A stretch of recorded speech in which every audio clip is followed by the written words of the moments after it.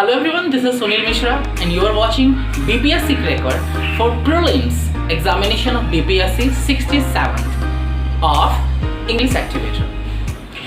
हम लोग अभी डिस्कस कर रहे हैं बीपीएससी किस तरह से क्रैक किया जाए और इसके ऊपर हमने पहले भी कुछ एक वीडियोस अपलोड कर चुका हूँ जो कि अगर आप अभी तक नहीं देखे हैं, क्योंकि सारे वीडियोस सीक्वेंस में है, तो अगर आप वो वीडियोस को नहीं देखे हैं तो आप जाके देख लेंगे।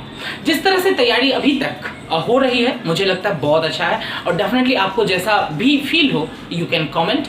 और इतना जरूर है कि अगर आप पूरे सिस्टमैटिक तरीके से, हाँ लेकिन एक बात है कि बड़े ही ध्यान से और अच्छे से ये सोच करके कि हाँ मुझे बीपीएससी 67 प्रीलिम्स अगर हमें क्वालिफाई करना है, तो ये सोच करके अगर आप सारे वीडियोस को देखें तो डेफिनेटली आपको बीपीएससी 67 क्रैक करने में हमारा ये क्रेश कोर्स जो अभी चल रहा है बहुत ही अहम भूमिका निभाने वाला है।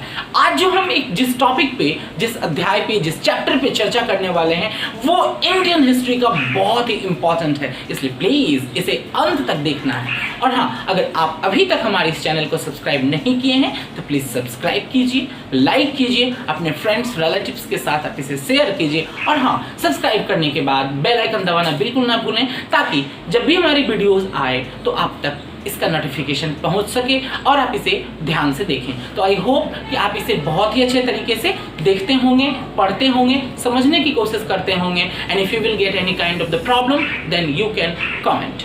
आज जो हमारा चैप्टर है वो हमारे चैप्टर का नाम है दिल्ली सल्तनत। दिल्ली जैसा कि हम जानते हैं कि हमारे देश की आज राजधानी है, तो वहाँ पे जो सल्तनत शुरू हुई, वहाँ पे जो अलग अलग डायनेस्टीज आना शुरू हुआ, अलग अलग वंशजों ने जो शासन किया, आज हम उसी के बारे में पढ़ेंगे। ये एक वो दौर था जबकि हिंदू राजाओं के बाद और Mughal dynasty, actually Mughal dynasty Muslim राजा हुए, तो उन दोनों के बीच के जो पीरियड था, जो बीच का जो फेज था, जनरली हम लोग उसे ही दिल्ली सल्तनत के नाम से जानते हैं। और दिल्ली को गढ़ बनाने वाला, दिल्ली को शासन का सेंटर बनाने वाला जो कुछ राजा थे, उनमें ये दिल्ली सल्तनत के राजाओं का बहुत बड़ा अहम योगदान रहा है। तो हम देखते हैं कि दिल्ली सल्तनत, एक्चुअली दिल्ली सल्तनत की शुरुआत जो होती है मोहम्मद गौरी के इन्वेंशन के बाद होती है, वो मोहम्मद गौरी के आक्रमण के बाद होती है। मोहम्मद गौरी आपको भी पता है कि वो हमारे भारत पे आक्रमण किया, बहुत सारे राज्यों को, बहुत सारे जगहों को जीता, जिसमें से कि 2 लड़ाई उसकी बहुत ही इंपॉर्टेंट इतिहास के पन्नों में दर्ज है। तराइन की पहला युद्ध जिसमें कि उसका लड़ाई पृथ्वीराज चौहान से हुई और जिसमें कि मोहम्मद गौरी बुरी तरीके से हारा जाता है। पर दूसरा तराइन का द्वितीय लड़ाई जिसमें कि मोहम्मद गौरी जीत जाता है और पृथ्वीराज चौहान हार जाते हैं। और एक्चुअली माना जाता है इतिहास में कि वहीं से मुस्लिम राजाओं का जो शासन है उसका विधिवत शुरुआत होती है, जो कि आने वाले काफी लंबे समय तक चलता रहता है। यूं देखें तो दिल्ली सल्तनत कोई एक टाइम पीरियड की बात नहीं, ये अलग अलग किंगडम, अलग अलग वंशजों, अलग अलग डायनेस्टियों को कंबाइंड रूप से मिला करके एक नाम दिया गया जिसे हम लोग दिल्ली सल्तनत कहते हैं। जनरली दिल्ली सल्तनत को हम देखते क्या है कि ये 5 भागों में बंटा हुआ है। तो उससे हमने मोहम्मद गौरी को देखना अनिवार्य था, क्योंकि मोहम्मद गौरी के बाद ही, उसके आक्रमण के बाद ही, जब वो आक्रमण करते करते थक के वापस लौट जाता है अपने प्रदेश को, तो उसके बाद से ही हमारी दिल्ली सल्तनत की शुरुआत होती है। तो होता क्या है कि मोहम्मद गौरी भारत के विजित प्रदेशों पर शासन का भार अपने गुलाम सेनापतियों, वो जो चूंकि उस समय गुलाम प्रथा अपने चरमोत्कर्ष पर थी, तो गुलाम प्रथा के अंतर्गत जो उसके गुलाम सेनापति थे उसको सौंपते हुए वो कहां लौट गया, तो गजनी लौट जाता है। क्यों भाई? तो वो गजनी का ही था। पूरा का पूरा दिल्ली सल्तनत जो था वो 5 भागों में विभाजित किया जाता है। पहला है गुलाम वंश। क्यों भाई? नाम से ही है क्लियर, क्योंकि गुलाम सेनापति कुतुबुद्दीन ऐबक के द्वारा गुलाम वंश की स्थापना की गई थी, इसलिए इसे गुलाम वंश के नाम से जाना जाता है। इसका टाइम पीरियड है 1206 से 90। वैसे पूरा का पूरा दिल्ली सल्तनत जो हमारा है वो 1506 से लेके 1526 तक हमारा दिल्ली सल्तनत चलता है। उसके बाद इब्राहिम लोदी को हरा करके बाबर ने मुगल सल्तनत की शुरुआत की थी। तो गुलाम वंश की जो स्थापना हुई, नींव रखा है वो 1206 से 90, इसका टाइम पीरियड है।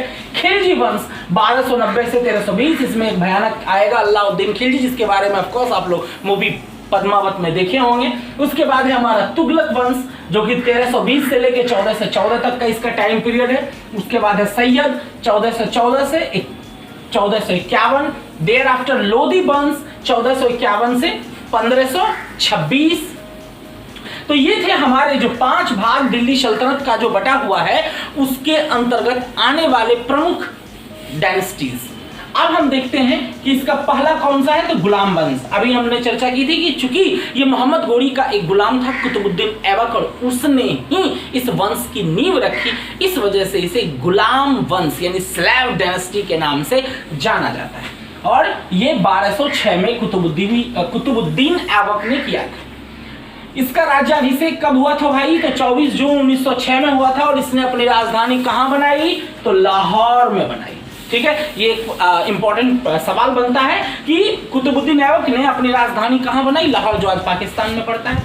अब यहाँ पे एक बड़ा ही इंपॉर्टेंट बिल्डिंग समझिए, हिस्टोरिकल प्लेस समझिए, कुतुब मीनार, जिसके बारे में है कि कुतुब मीनार एक्चुअली कुतुबुद्दीन ऐबक ने ही इसकी नींव रखी, इसकी शुरुआत की। इसी वजह से इसका नाम जो है कुतुब मीनार, कुतुबुद्दीन ऐबक उसके नाम से ही रखा गया है। लेकिन एक्चुअली कुतुब मीनार जो है वो कुतुबुद्दीन ऐबक ने इसकी शुरुआत की, केवल नींव रखी, मात्र 1 मंजिल तक ही, लगभग पूरा 1 मंजिल भी नहीं, लेकिन माना जाता है 1 मंजिल तक इसने इसको बनवाया। उसके बाद इसके अगले शासक जो कि इसका दामाद भी है, इल्तुतमिश, और वो इल्तुतमिश इसका गुलाम था।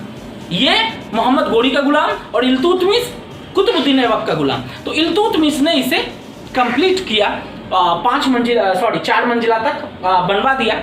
और उसके बाद क्या होता है कि एक्चुअली बिजली के गिरने के कारण फिरोज शाह तुगलक के टाइम में, यानी तुगलक डायनेस्टी में बिजली गिरती है कुतुब मीनार पे, उसके कारण उसका ऊपरी मंजिल जो था, चौथा मंजिल, वो क्षतिग्रस्त हो जाता है। फिर फिरोज शाह तुगलक ने उसका निर्माण कराया और उसकी ऊंचाई थोड़ी सी और बढ़ जाती है। देखते हैं, तो इसने पहली मंजिल बन सका और इल्तुतमिश ने इसे 225 फीट, इल्तुतमिश ने इसे 225 फीट ऊंचा 4 मंजिला का बना दिया। और बिजली गिरने के कारण यह क्षतिग्रस्त हुआ और इसे फाइनली फिरोज शाह तुगलक ने रेनोवेट किया और इसे 5 मंजिला बना दिया। और इसकी ऊंचाई फाइनली कितनी हो जाती है, 234 फीट इसकी फाइनल ऊंचाई हो जाती है। एक और इंपॉर्टेंट सवाल इससे बहुत ज्यादा बनता है कि दिल्ली का कुवत उल इस्लाम, ये एक मस्जिद का नाम है, कुवत उल इस्लाम मस्जिद, और अजमेर का 2.5 दिन का झोपड़ा, ये नाम जरूर सुने होंगे। ये एक्चुअली में एक झोपड़ा मतलब मस्जिद ही है, ये मस्जिद का नाम है इसका 2.5 दिन का झोपड़ा। इसका निर्माण किसने किया था, तो कुतुबुद्दीन ऐबक ने किया था। और कुतुबुद्दीन को एक खास नाम से जाना जाता था, वो खास नाम क्या है, लाल बख्श। ये इसका खास नाम है या उपनाम समझिए कि इसे लाल बख्श के नाम से जाना जाता था। और लाल बख्श का मतलब होता है लाखों का दाम देने वाला। तो ओवरऑल हम देखते हैं तो कुतुबुद्दीन ऐबक जो है मिला जुला करके एक गुलाम होने के बावजूद भी एक वंशज की शुरुआत किया, एक रॉयल वंशज की शुरुआत करता है, राजा बनता है और आगे के लिए रास्ता प्रशस्त करता है। तो ओवरऑल ठीक ठाक ही राजा था। अब हम देखते हैं इसके आगे के राजाओं की कहानी। कुतुबुद्दीन ऐबक में हम आगे देखते क्या है कि कुतुबुद्दीन ऐबक का ही एक सेनापति का सहायक था, सेना नायक का सहायक था, बख्तियार खिलजी। ये नाम आप जरूर सुने होंगे इसलिए क्योंकि प्राचीन नालंदा विश्वविद्यालय और विक्रमशिला विश्वविद्यालय को जलाने का श्रेय इसी शैतान सेना नायक को जाता है। तो प्राचीन नालंदा विश्वविद्यालय को ध्वस्त करने वाला ऐबक का सहायक जो बख्तियार खिलजी था वो इसी के टाइम का था। और ऐबक का उत्तराधिकारी हालांकि वैसे हुआ तो आराम शाह, लेकिन इसे रहने नहीं दिया गया और ये सिर्फ 8 महीने तक ही शासन किया और उसके बाद ये हट जाता है। एक्चुअली इसकी हत्या कर दी जाती है। और उसके बाद आता है शमसुद्दीन इल्तुतमिश, जिसके बारे में अभी हम चर्चा किए थे कि इल्तुतमिश वही व्यक्ति है जिसने कि कुतुब मीनार का फाइनल पूरा काम कंप्लीट किया। ये कुतुबुद्दीन ऐबक का गुलाम भी था और उसका दामाद भी था और फाइनली उसके जगह पे गद्दी पे भी बैठता है। कौन? इल्तुतमिश। तो इल्तुतमिश, और ये एक इंपॉर्टेंट काम क्या किया कि पहले जो कुतुबुद्दीन ऐबक ने लाहौर को अपनी राजधानी बनाई थी, इसने क्या किया कि उस राजधानी को ट्रांसफर करके कहाँ ले आया, तो दिल्ली ले आया। यानी लाहौर से राजधानी दिल्ली ट्रांसफर करने वाला जो शासक था वो कौन था? इल्तुतमिश। कुतुब मीनार को पूरा करवाने वाला कौन था? इल्तुतमिश। इल्तुतमिश कौन था? तो कुतुबुद्दीन ऐबक का दामाद था और क्या था? उसका गुलाम था। और इसने जो है हौज ए सुल्तानी, इसका भी निर्माण कराया। एक और चीज, इसने चालीसा का गठन, कहिए कौन सा चालीसा? हनुमान चालीसा नहीं है। ये चालीसा का मतलब होता था कि 40 एक तरह से सामंत समझिए, जो गुणी लोग होते थे उसका इन्होंने गठन किया। आज के हिसाब से समझे तो मंत्रिमंडल। और ये चालीसा जो है उसको राय विचार सलाह देते थे, और ये जो उसके नज़र में जो सबसे बेहतरीन गुलामों की टोली में से चुने गए अच्छे समझदार और गुणवान लोग होते थे, उनको मिला करके इसने चालीसा का गठन किया। तो सर्वप्रथम चालीसा का गठन किसने कराया? तो शमसुद्दीन इल्तुतमिश, हालांकि बाद में इसको बलवन खत्म कर देता है। आगे आते हैं, इसके बाद आता है रुकनुद्दीन फिरोज। ये 1236 में बना। ये किसके बाद? तो भाई शमसुद्दीन इल्तुतमिश के बाद जो है रुकनुद्दीन फिरोज बनता तो है शासक, पर ये रह ही नहीं पाया। और मेन क्या था कि इसके शासन पर इसकी माँ जो थी शाह तुर्कान, वो पूरे तरीके से उसका जो है डोमिनेशन रहा, वो एकदम डोमिनेट करती रही। और ये बेचारा मतलब कठपुतली था, he was nothing, just his name was going that he is a king, और कुछ नहीं था। उसके बाद बनती है एक iron lady, Razia Sultan. Yes, definitely he is worth of being, she is worth of being called the iron lady। क्यों भाई? क्योंकि उस समय की घटना, मुस्लिम परिवार से आना और उसके बाद पर्दा प्रथा का त्याग करना, चेहरे को खुला करके दरबार में जाना, पराई पुरुषों के साथ मिलकर के काम करना, तो इतना सब उस दौर पे किया। आज के डेट में भी बहुत सारी जगहों पे कुछ कम्युनिटीज़ में पॉसिबल नहीं हो पाता है, पर उस समय ऐसा करना तो definitely hats off to her कि वो एक आयरन लेडी थी, रजिया सुल्ताना। और इसका जो है 4 साल, हालांकि बस वही बात है कि लोग कैसे बर्दाश्त कर सकते कि कोई मुस्लिम हम पे शासन करे, हमसे ऊंचे पद पे रहे, तो फाइनली इसकी हत्या कर दी जाती है। इसका एक साथ देता है बहुत काफ़ी दिनों तक याकूत नाम का एक्चुअली इसका एक गुलाम था, जो कि एक्चुअली था तो वो घोड़ों का सरदार, लेकिन इसका सबसे बड़ा विश्वासी था, और उसकी भी हत्या कर दी जाती है। फाइनली इसको भी हत्या कर दिया जाता है। इससे शादी के लिए बहुत ज़्यादा फोर्स किया जाता है, फाइनली इसको शादी भी करवा दिया जाता है, एंड एट लास्ट इसकी हत्या करके 4 साल में ही निपटा दिया जाता है। तो ये 1236 से लेकर 40 तक रही। ये इसके नाम क्या है भाई? एक रिकॉर्ड की प्रथम मुस्लिम महिला शासिका थी। ये जो है चोगा पहन के आती थी, टोपी पहन के आती थी, और पर्दा प्रथा को त्याग दिया। और जिस याकूत की चर्चा की तो उसका पूरा नाम था मलिक जमालुद्दीन याकूत। इसको अमीर अखूर, ये आया हुआ सवाल है, अमीर अखूर किसे नियुक्त किया गया था? क्योंकि अमीर अखूर का मतलब होता है घोड़ों का सरदार, मतलब पूरा अस्तबल का जो सरदार होता है उसी को अमीर अखूत के नाम से जाना जाता है। तो वो रजिया सुल्ताना के टाइम पे कौन था? तो याकूत था। उसके बाद जो है इसकी शादी जो है अल्तुनिया, याद रखेंगे, अल्तुनिया से हुई, और 1240 में इसके शासनकाल शुरुआत होने के मात्र 4 साल के अंदर कैथल, जो एक्चुअली हरियाणा का में एक जगह है, वहाँ पे इसकी हत्या कर दी जाती है। आगे हम देखते हैं कि आगे उसके बाद जो हमारा शासक आता है बहराम शाह। एक और बात बता दें कि वैसे तो दिल्ली सल्तनत में 2-3 राजा ही ज़्यादा इम्पोर्टेंट है। अगर आप लेके चलें तो कुतुबुद्दीन ऐबक, इल्तुतमिश, बलबन, रजिया सुल्तान, ये कुछ ऐसे नाम थे जो दिल्ली सल्तनत के अंतर्गत जो गुलाम वंश है, तो गुलाम वंश के सबसे प्रमुख राजाओं में से थे। लेकिन कुछ ऐसे छोटे छोटे राजा भी बने जिनका नाम इतिहास के पन्नों में कोई खास तौर पे दर्ज नहीं है, लेकिन सिर्फ जानकारी के लिए हमने उसे भी मेंशन किया है। ठीक है, इससे चूंकि बहुत लोग सवाल कर सकते हैं सर इसके नाम से तो कोई खास लेना देना है। नहीं, बिल्कुल लेना देना नहीं, इसलिए मैंने उसे सिर्फ एक लाइन में खत्म किया है, और जिससे सवाल आते हैं, जिसके नाम से सवाल आते हैं, उसे लंबा किया है, डिटेल्ड में ना जाकर के वैसे अनइम्पोर्टेंट नेम्स को केवल नाम के साथ इंगित किया, ताकि आपको मेंस में भी सहूलियत हो। तो वैसे में ही एक नाम आता है बहराम शाह, जो 1240 से 42 के बीच जो है ये दिल्ली की गद्दी पर बैठते हैं, और ये इल्तुतमिश का ही तीसरा बेटा था, और ये एक्चुअली में चालीसा की मदद से इसे गद्दी प्राप्त हुई, और 1242 में इसकी हत्या कर दी जाती है।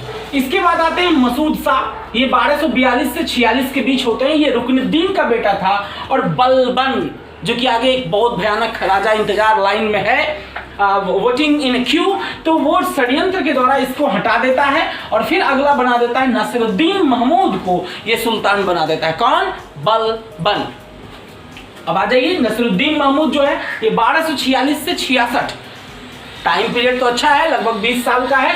1246 से 1266 के बीच रहा और इसके नाम पे एक बड़ा ही अजीब सा जिक्र है कि एक ऐसा सुल्तान था जिसने कि टोपी सीकर अपना जीवन निर्वाह किया था।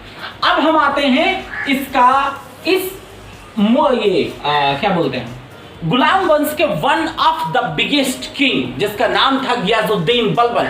अब पूरा नाम इसका गियाजुद्दीन बलबन था, जनरली लोग इसे बलबन के नाम से जानते हैं। यह जो है गियाजुद्दीन बलबन के नाम से दिल्ली की गद्दी पर बैठता है और इसने सीरी, क्या है, सीरी नाम का एक नया नगर बसाया। इसने लौह एवं रक्त की नीति अपनाई। इसने जो है इसी के दरबार में जो थे वो प्रसिद्ध कवि अमीर खुसरो और एक और थे अमीर हसन, ये इन्हीं के दरबार में कवि थे। उसके बाद इसने दो नया सिस्टम किया, सिजदा और पैबोस। एक्चुअली पैबोस क्या था, तो पैबोस था कि शासक के पैर के अगले भाग को किस करना, ये पैबोस प्रथा था। और इसकी शुरुआत जो है किसने की, बलबन ने। किसने अपने विरोधियों को दबाने के लिए रक्त एवं लौह की नीति अपनाई, सुधर जाओ नहीं तो काट देंगे। और उसके बाद जो है बलबन को अपने बहुत सारे कामों के लिए जाना जाता है। इसने भूमि सुधार में भी बहुत हद तक काम किया।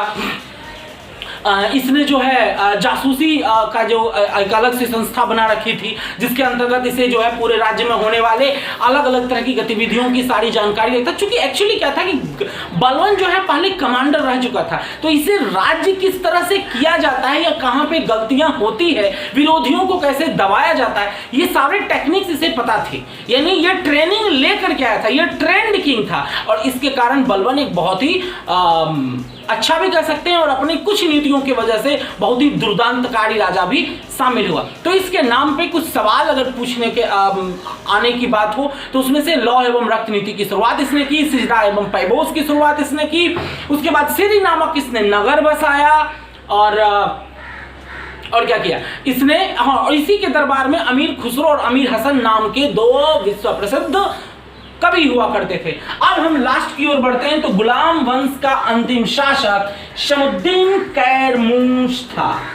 शमुद्दीन कैरमूश था और यह जो था वो गुलाम वंश का आखिरी क्या था, तो शासक था, राजा था। इसके बाद हमारा गुलाम वंश जो है खत्म हो जाता है और खिलजी डायनेस्टी की शुरुआत होती है जिसे हम पढ़ेंगे, जिस पे हम स्टडी करेंगे। क्योंकि हम इस वीडियो को काफ़ी छोटा रख रहे हैं ताकि आपको जो है कम समय लगे इसे देखने में और समझने में, तो वो अगले वीडियो में आपको वहाँ से हम खिलजी डायनेस्टी से लेकर के और कोशिश करेंगे कि पूरा खिलजी डायनेस्टी और साथ ही साथ जो हमारे और भी 3 डायनेस्टीज बचे हुए हैं उसको कवर कर दिया जाए। तब तक के लिए आप बने रहिए हमारे साथ और बिल्कुल इस वीडियोस को अगर देखिए, कोई भी तरह का प्रॉब्लम्स हो तो जस्ट यू कैन कमेंट और हाँ लाइक शेयर और सब्सक्राइब करने के बाद बेल आइकन जरूर दबाएं, क्योंकि सब्सक्राइब करने के बावजूद भी बहुत लोगों तक वीडियोस नहीं पहुंच पाता कारण कि वो बेल आइकन को नहीं दबाते हैं।